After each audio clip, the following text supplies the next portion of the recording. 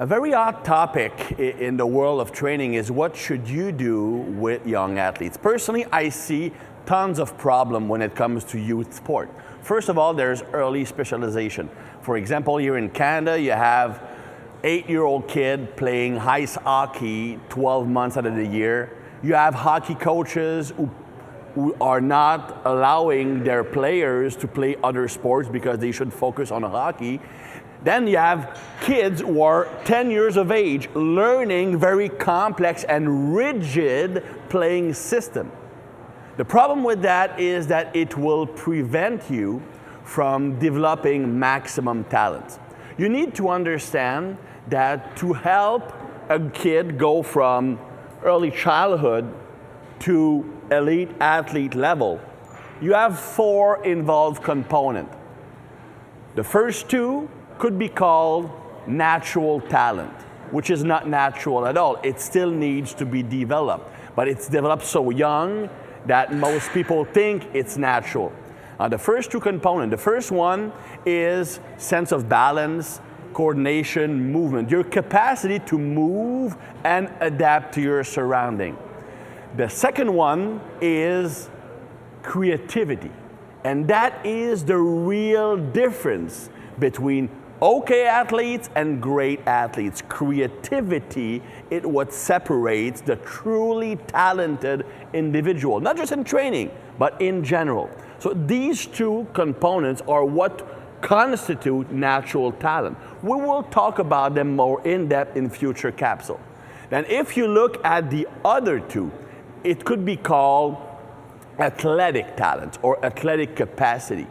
That's where you learn how to play better at your sport. The first one is technical and tactical mastery. You learn technique and you learn to master the strategy and tactics involved in your sport of choice and becoming great at optimizing them when you're playing. And then the last component is physical capacity. So strength, power, speed, mobility, that is the last thing that will take an athlete to the highest level. The problem is they need to be developed in order to be optimized.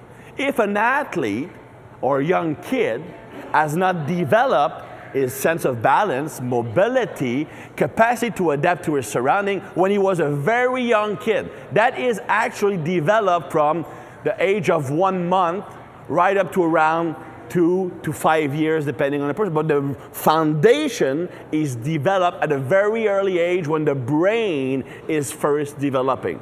And if you have not done the right things with your kid, it will always be lagging behind.